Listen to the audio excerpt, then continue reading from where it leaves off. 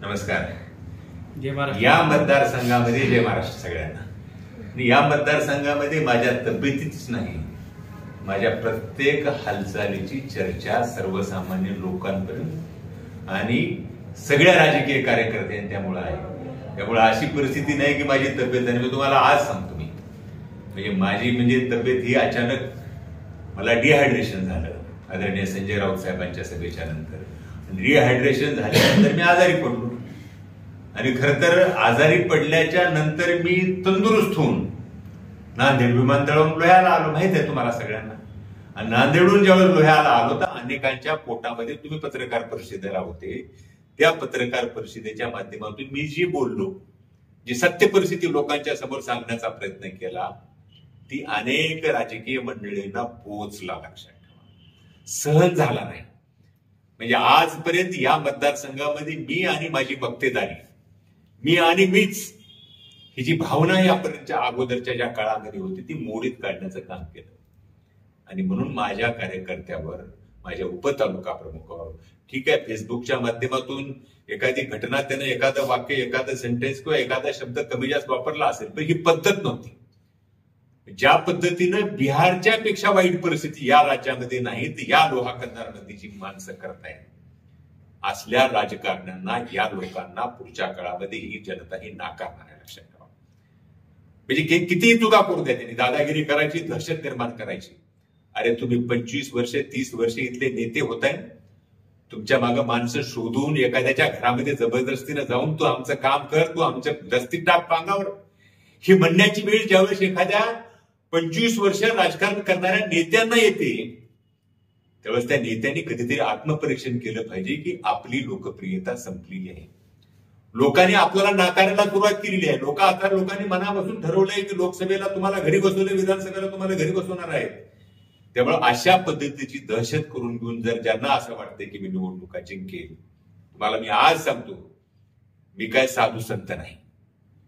मी 35 वर्षे पुण्यासारख्या ठिकाणी, ज्या ठिकाणी अनेक टोळ्या आहेत, अनेक गुन्हेगार आहेत, अनेक त्यांच्याबरोबर अनेक राजकीय पक्षाच्या तगड्या, काँग्रेस असेल, राष्ट्रवादी असेल, अशा सगळ्यांच्या विरोधामध्ये राजकारण करून मी माझं स्वतःचं एक अस्तित्व निर्माण केलेला मी कार्यकर्ता आहे. त्यामुळे कुणी दहशत करायची, दादागिरी करायची, आणि मग तुम्हाला आज सांगतो, या सगळ्या गोष्टीचा हिशोब मी घेणार. या सगळे ज्या पद्धतीने माझ्या कार्यकर्त्यावर आज हल्ला झाला असेल, या सगळ्या गोष्टींचा व्याजासहित हिशोब पुढच्या काळामध्ये द्यावा लागेल, एवढंच मी तुम्हाला सांगतो. दादा, लोह्यामध्ये लोकत्व उद्घाटन सोहळा झाला, त्यामध्ये सामाजिक कार्यकर्ता आणि विद्यमान आमदार श्यामसुंदर शिंदे यांच्या पत्नी यांनी स्वतःची महाविकास आघाडीकडून उमेदवारी घोषित केली. खरं तर या संदर्भामध्ये, उमेदवारीच्या संदर्भामध्ये, मतदारसंघ कोणाला मिळणार आहे, नाही मिळणार आहे, या संदर्भामध्ये अनेक वेळा भाष्य करायची गरजच नाही. तुम्हाला माहित आहे त्यांनी कुणाची उमेदवारी मिळाली, स्वतःची उमेदवारी घोषित करणं, मला तर माहित नाही एखादा माणूस स्वतःची उमेदवारी स्वतः कोणी घोषित करू शकतो. जागा वाटप फायनल नाही, अजून मतदारसंघ कोण घेते माहित नाही.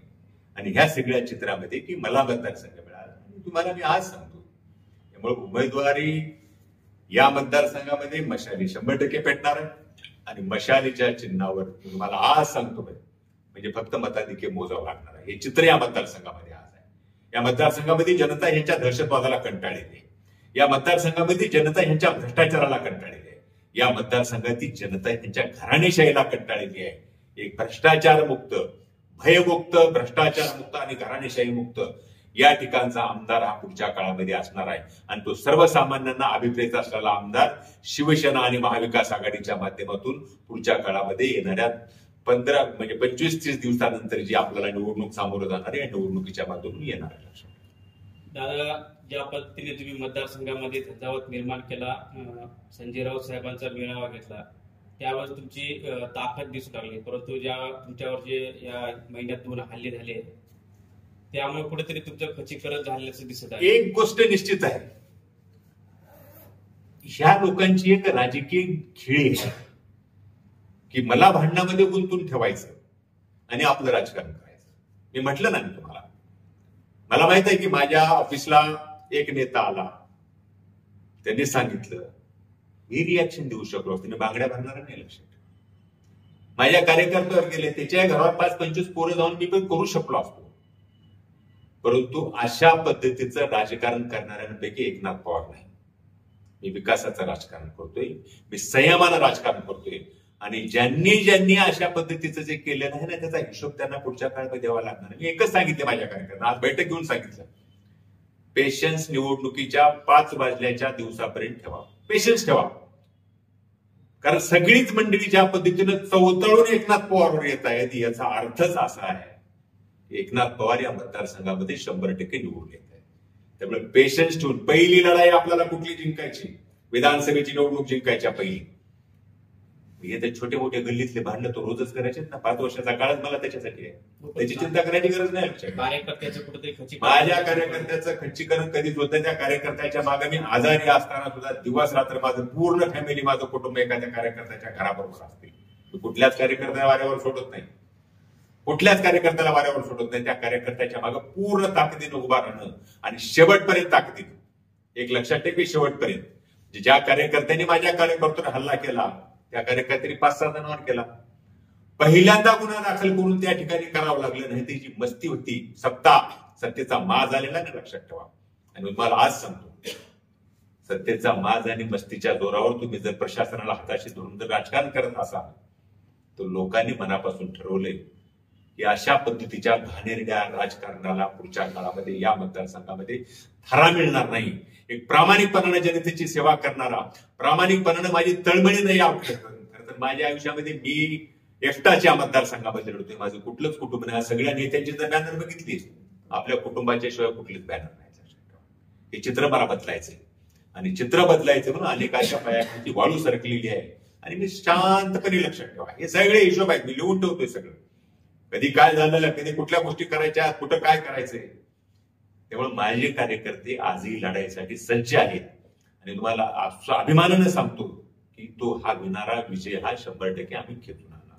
गृह बंद करण्याचं तुम्ही आवाहन केलं होतं. मी येणाऱ्या 2 दिवसामध्ये महाविकास आघाडीच्या सर्व प्रमुख पदाधिकाऱ्यांच्या बैठक करतोय आणि बैठकीमध्ये म्हणजे लोहा कंदार बंदचा 100% करार करणार आहे, लक्षात ठेवा. कारण ही जी लढाई आहे, जी संतोष वडवळीवरची लढाई नाही, ही लढाई एखाद्या राक्षसी प्रवृत्तीने केलेल्या हल्ल्याच्या विरोधामध्ये ही लढाई आहे. आणि सर्वसामान्य मतदारांपर्यंत आम्ही हा विषय घेऊन जाणार आहोत. तुम्हाला अशा पद्धतीचं राजकारण पाहिजे, तुम्हाला विकासाचं राजकारण पाहिजे. आणि तुम्हाला जर खरं तर या ठिकाणाला बिहार सारखी परिस्थिती जर आपल्याला उद्भवून आपल्याला जर या मतदारसंघामध्ये अराजक पसरून कोणाला वाटते की मी निवडणूक लढवावी, बाबा तो काळ गेलाय. मागे वळून बघ आपल्या मागे परिस्थिती काय. आणि या पुढच्या काळामध्ये मी तुम्हाला आज सांगतो, लोक अशा प्रवृत्तीला कधीही पाठीशी घालणार नाही. 100% तुम्ही वारंवार सांगता शिवसेनेची खूप मोठी ताकद आहे. शिवसेनेची एवढी मोठी ताकद असताना महाविकास आघाडीला बंदमध्ये सहभागी का नाही, अशी परिस्थिती नाही ना. महाविकास आघाडीच्या अनेक कार्यकर्त्यावर असे हल्ले झालेले आहेत. हे जे हल्ले झालेले आहेत फक्त शिवसेनेच्या कार्यकर्त्यावर नाही झाले, अनेक कार्यकर्त्यावर खोटे अॅट्रॉसिटी झाल्या. लाज कधी कधी वाटली पाहिजे, लाज. एखादा कार्यकर्ता त्या दवाखान्यामध्ये, हॉस्पिटलमध्ये मृत्यूशी झुंज देतोय आणि तुम्ही खोट्या अॅट्रॉसिटीच्या केसेस दाखल करताय. हे कसलं राजकारण करताय. मी आज सांगितलं ना, हिंमत असेल तर लढा ना माझ्याशी. का गरीब कार्यकर्त्यांच्या बरोबर लढताय. मी लढायला ते 4 वर्षापूर्वी आलो ना. इथे लढता लढता माझा पक्ष पण सोडला. मी आदरणीय उद्धव साहेबांच्या नेतृत्वामध्ये शिवसेना जॉईन केली. एवढ्यासाठी केली ना, मी लढायला आलो म्हणून. त्यामुळे मी एक लक्षात ठेवा की माझा कार्यकर्ता खचला नाही, मी खचणार नाही. आणि या मतदारांच्या मागे ताकदीने उभा राहण्याची ताकद शिवसेनेच्या मध्ये, शिवसेनेची जेवढी ताकद आहे, लक्षात ठेवा. तुमच्या या थंड भूमिकेमुळे कुठेतरी राजकीय विरोधक जे आहेत ते तुमच्यावर टीका करतात की एकनाथ पवारांना कार्यकर्ता सांभाळता येत नाही. कुणाला काय म्हणायचंय त्याच्यावर मला भाष्यच करायचं नाही. कोण काय कॉमेंट्स करतोय, कोणी काही बोललं त्याला उत्तर देण्याची माझी गरजही नाही, लक्षात ठेवा.